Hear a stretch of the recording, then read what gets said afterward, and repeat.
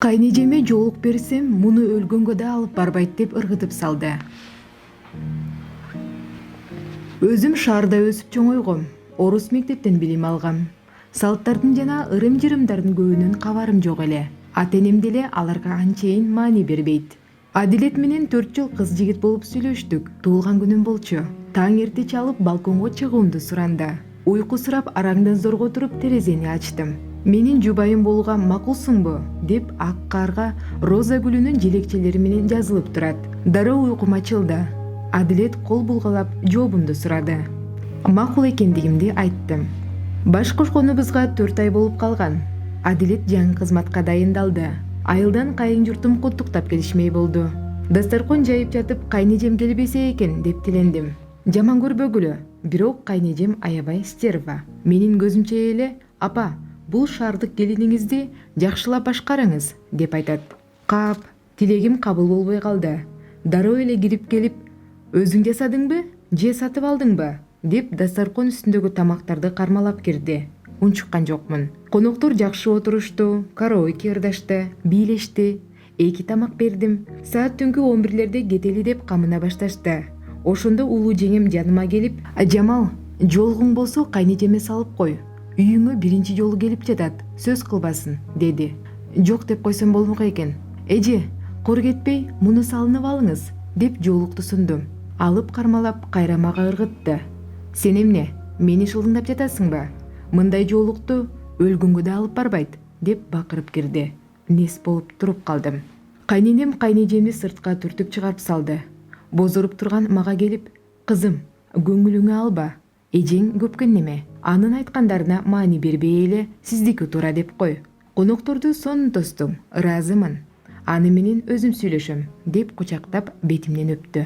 Кайненемдин сөздөрү ичимди жылытты. Арадан 5 жыл өттү. Кайненемден көп нерсени үйрөндүм. Апам отургузуп алып, сабырдуулук менен баарын көрсөтүп түшүндүрүп берди. Азыр эли мактаган айылдын келиндеринен кем калбайм.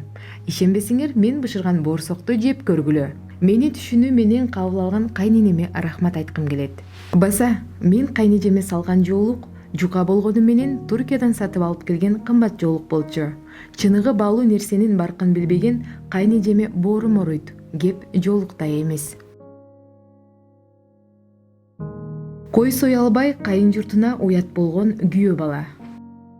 Атым Азим, 23 жаштамын. Шаарда төрөлүп өскөнмүн. Жакында сүйүктүм экөөбүз баш коштук. Байленин баарын кайын журтумун үйүнө барганда башталды. Айыл турмушу жөнүндө кабарым жок эле. Ата-энем чет жакта жашайт, жалгыз эжем бар, ал дагы сыртта. Кайын журтум айылда. Аларга качан барбайын, кара жумушчуга айланам. Эң көп уккан сөздөрүм таштандыны төгүп кел, отундарды жар, от жак, ай, сени күйөө бала деп коет деген сөздөрү. Чынын айтайын, мунун баарын өмүрү кылып көргөн эмесмин. Мына кече эле кой сой албарымды угушуп шылдыңдап күлүштү. Кээде кайненем менен кайнатамдын келинчегиме башкага эле турмушка чыксаң болмок деп айтып жаткандарын кулагым чалып калат. Билем, ак кол күйөө баламын. Алардыкына баргым келбейт. Жубайымды сүйгөнүм үчүн гана чыдап жүрөм. Күйөө бала булардын баарын кылышы керекпи? Дегеле кандай кылсам болот? Сиздерде дагы ушундай болду беле? Аялымдын айынан туугандар менен катышпай калдым. Айзада менен одноклассники социалдык баракчасынан таанышкам. 1 айдай жазышып жүрүп жолуктук. Бою кичирээк эле болбосо, сүрөттөгүдөй сулуу экен. Шашкан жоксуңбу? Мурунку сүйлөшкөн кызың жакшы эле го. Мейли, өзүң билесиң да, кийин өкүнбөсөң болду дегендерге карабай, 3 айдан кийин үйлөнүп алдым. Мындай абалга учурап каларымды кайдан билдим? 1 ай айылда жүрүп шаарга келдик. Жумушка кеткенимде жалгыз болбосун деп, жаныбызга жээнимди чакыртып алдым. Жээним иштечү, эртең менен кетип түштө келчү. 10 күн өтпөй эле келинчегим аны жамандай баштады. Карындашымды урушуп койдум. Дарындыбы билбейм, жумушуна шылтоолоп үйдөн кетип калды. Убакыт өтүп кыздуу болдук. Ал ортодо келинчегим 2 абысыны менен урушканга да жетишти. Кызды апама берип иштейм деди. Макул болдум, бирок иш тапкан жок. Кечинде чарчап келсем, тамак даяр эмес, үй чачык. Кечке үйдө жатып эмне кылдың десем, бөйрөгүм ооруп жатат дейт. Ооруканага көрсөттүм, дарыланып чыкты.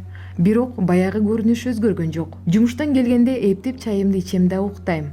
Тээ мурунку кыздардын сүрөтүнө баскан лайктарды чукуп таап, Келери кеч эмне кылганымды сурап таң атканча мээмди жейт.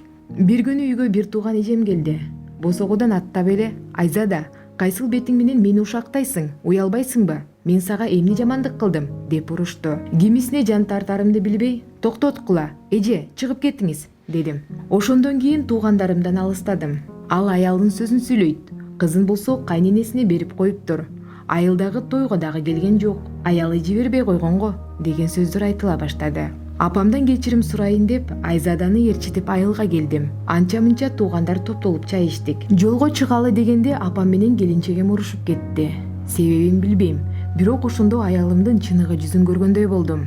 Улуу жеңемдин токтот дегенине болбой апама кайыша айтып жатты. Жанына барып жаактан ары чаап жибердим. Шаарга жеткенче сүйлөшкөн жокпуз. Вокзалдан түшөрү менен таксиге олтуруп төркүнүнө кетип калды. 3 күн үйдөн чыкпай ичтим. Эжелерим, байкелерим чалып, нааразычылыктарын айтып жатты. Мүмкүн алардыкы туура. Чындап эле аялыма баш ийип калгандырмын. Эмне болуп бул абалга жеткенимди өзүм да билбейм. Шашып үйлөнүп алыпмын. Айзаданы сүйбөйм. Болгону кызымдын атасыз өсүшүн жана аял кетирди деген атка конушту каалабай жашап келем. Сиз кандай кылмаксыз? Атым Бегимай. Жогорку окуу жайды аяктаган соң сүйлөшүп жүргөн жигитим ала качып кетти. Өзүм шаардык кыз элем. Жигитим айылдык болгондон кийин айылга жашап калдык.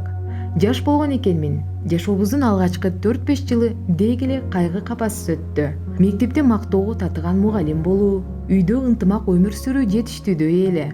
Кайда барсак жетелешип жыргап жүрө берген бактылуу бул жылдар көз иримимдей өтүптүр. Анан мурда мага тиешеси жоктой туюлган боюнда бар бекен? Ай, бул келин төрөйт бекен? Деген абысын ажын жеңгелердин кеби бара-бара мени жарама айланды. Айтылган сөздөр жүрөгүмө октой тийип, бала деген сөз талылуу чекитим болуп калды. Ошондон баштап дарыгерлерге каттап баштадым. Алардын айтканын кынтыксыз кылганымдан жардамыбы же Кудай бизге баланы ушул маалда берүүнү каалады бекен? Айтор тилегим аткарылып, кош бойлуу болуп уул таптык. Бактыбыз артып, кемибиз толуп турган чакта кубанычыбыз кайгыга алмашты. Наристебиз 1 жашка толгон кезде кырсык басып чарчап калды. Ажалы агын сууда экен. Бул жоготуу мени баш көтөргүс кылды. Жашоо токтогондой баарына кайдыгер карап калдым. Бирөөлөрдүн кайрат айтканы да, чыйыр алсын деп катуу айтканы да мага баары бир эле. Жалгыз гана жолдошумдун колдоосу, сүйүүсү мени жандандырды. Деги эле мырзанын мени багындырган артыкчылыктары, жанда жок мээрими, камкордугу, туруктуулугу эле. Мүңкүрөп жата берип, аны да кайгыга салгым келген жок. Убакыт өтүп дагы балалуу болобуз деген үмүт кайра жанды. Кайрадан дарыгерлерге каттоо, текшерилүү, дарылануу. Жолдошум дагы текшерилди. Ага коюлган аныктамалар боюнча биз балалуу болушубуз толук мүмкүн эле. Бирок биздин тилек кечикти. Канчалаган себептерин кылганыбыз менен мен кош бойлуу боло албадым. Жылдар учуп өтүп жатты. Дөөлөтүң да эгиз, мээнетиң да эгиз деген чын билем. Жарым жылдык тыныгуудан кийин жакшы кабардан үмүт кылып барган мени жаман кабар дагы бир бук түшүрдү. Жатында миома илдети бар экен. Дарыгер: азырынча көлөмү кичинекей, кош бойлуу болуп төрөсөң жоголуп кетүүсү толук мүмкүн. Андан көрө төрө. Болбосо бул чоңоюп жүрүп отурса, операция кылууга туура келет деди. Ал айткандай эле кош бойлуу боло калсам гана. Бул кабарды уккандан баштап күйөөм экөөбүз бирдей түн уйку, тынч жашоо дегенди унуттук. Бири-бирибизди аяй карап, аяй мамиле кылып, өз-өзүнчө эзилип жашап жаттык. Миң түркүн ойлордун арасында мен анын мени таштап кетүүсүнүн, ажырашалы деп айтканын угууга, мени жектеп, жемелөөсүнө даярданып да калдым. Анын алдында күнөөлүү болуп, айланчыктаган мамилесине татыктуу эмес экенимди билип эле турдум. Бирок мырзадан мен ойлогон жаман ойлордун бири да байкалбады. Адаттагысындай эле мени жоошутуп, алы жеткенди кылып, буту жеткен жердин баарын алып барды. 2 жылдай убакыт өттү. Ичим кош бойлуу аялдыкынан бетер чоңоюп баратты. Ошондо мырзанын сунушу менен айылдагы жашообузду толук жыйыштырып, ишибизди өткөрүп берип шаарга бет алдык. Шаарга деле бат эле отурукташтык. Бул маалда мени бир кезде доктор айткан жагымсыз абалга кептелдим. Ден соолугума андан чоң коркунуч келбеши үчүн операцияга макул болуп, жатынды алдырып салуудан башка айла болбоду. Кудайдын буйругу, башка салган ушул экен деп мен күйөөмө, ал мага кайрат айтып, ыйлап сыктап тагдырга баш ийдик. Ооруканада жаткан адам миң түркүн тагдыр ээлерин көрөт эмеспи? Ошол жерден эпилдеп-жепилдеп адамдын ичин койнуна кирип жаткан Диля деген келинден карын эне деген тууралуу биринчи жолу уктум. Ал мага мунун болгон жөн жайын ийне жибине чейин айтып түшүндүрүп берди. Ата энеси тууралуу эч нерсе билбей туруп багып алган баладан көрө күйөөм экөөбүздүн ургубуздан жаралган баланы төрөтүп алуу мага да жакты. Башында ынабаганы менен кийин мырза да макул болду. Анан Дилянын жардамы менен биз издеген карын энени да таптык. Диля биздин жардамын да кеп кеңешин да аяган жок. Ага рахмат. Жазира бизди балалуу болуу бактысына жеткирчү карын эне. Алда бир бак айтпаган бет алай экен. Өгөй эненин колунда аракеч атанын азабын тартып жүрүп чоңоюп, кийин турмушка эрте аралашыптыр. Күйөөсү кызганча кызыл камчы чыгып, анын токмогуна чыдабай баласын кайненесине калтырып шаарга качып келгенине жарым жылдай болуптур. Курбусу менен батирде жашап, иш издеп жүрүп, Диляга кезигип калган экен. Диля башында эле мага буга эми акчага муктаж, анча жакшы жашоону көрбөгөндөр барат. Ары ошондойлорду тапкан туура.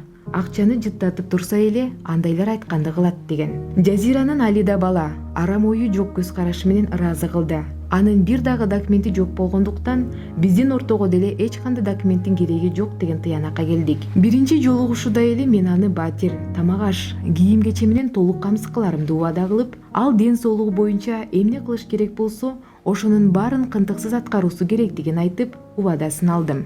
Качан балабыз аман-эсен колубузга тийген соң, ага Кан шаарынан бир бөлмөлүү батир алып бере турган болуп макулдаштык. Ишти анын ден соолугун текшерүүдөн баштадык. Кудай жалгап жамандарды жок, ден соолугу жакшы экен.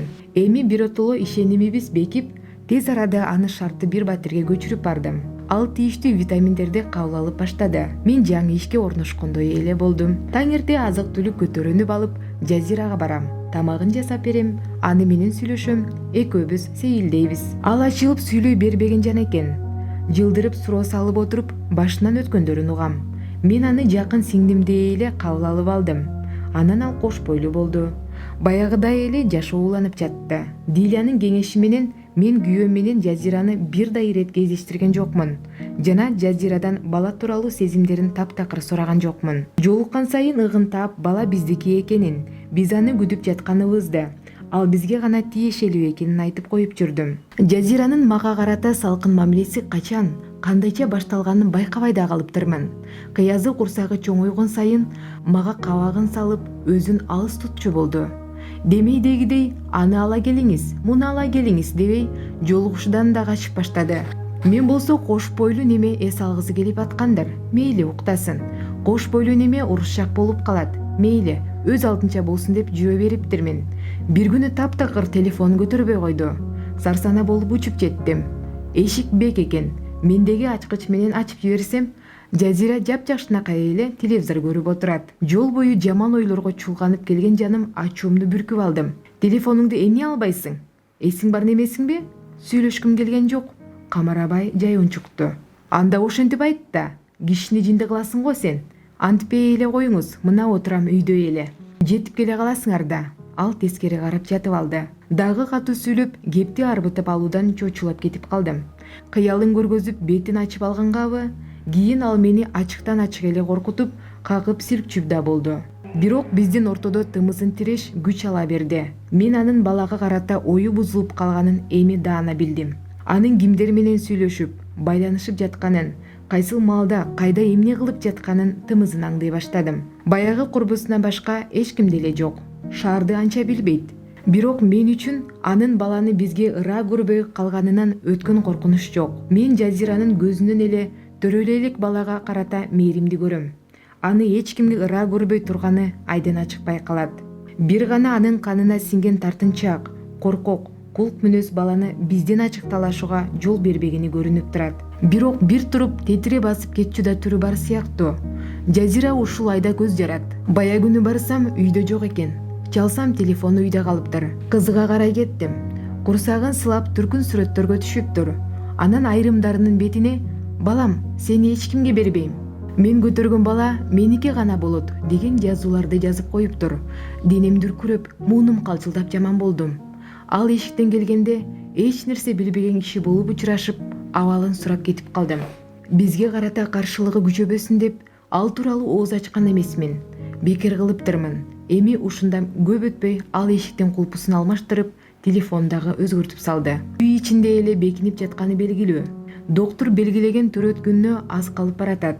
Биз ал төрөчү төрөт үйүндө дарыгерлерди да таап, баары менен сүйлөшүп койгонбуз. Убада боюнча алып берчү там да табылган. Бирок анын баары Жазираны кызыктырбай калды. Эшик алдын шынарлап, босогосуна чөгүлүп, жалбарып суранып да, ыйлап да келем. Ыйдын гана дабышы чыгат. Катуу айтыдан азыр пайда жок. Биротоло качырып албайын деп корком. Бул бир санаам болсо, минтип камалып жата берсе, толгоосу келип калганда кыйналып калабы? Бала аман эсен төрөлөбү деп сарсана болом. Эгер балабыз жарыкка келсе, ал кимибизге буйруйт, кимибизде калат? Колубузда бир кагаз документ болбогондуктан, эгер Жазира менин баламды талашып жатышат деп чыкчу болсо, анда таза куру жалак каларыбыз анык. Анда биздин сарптаган миңдеген доллар акчаларыбыз да, 10 айдан бери менин жүгүрүп тамак ташыганымда, бадыр акысын төлөп, басып туруп Жазиранын аман эсен төрөшүн тилегеним да бекер. Буларды ойлогонго кан басымым көтөрүлүп, башым айланат. Карын эне жалдаганыбызды жакындарыбыз деле билишпейт. Андыктан Дилиядан башка кеңешерибиз да жок. Айлам түгөнүп, көпчүлүктөн акыл кеңеш сурап отурам. Жазира болгон амалыбызды түгөттү. Канткене балабызга аман эсен жете алабыз.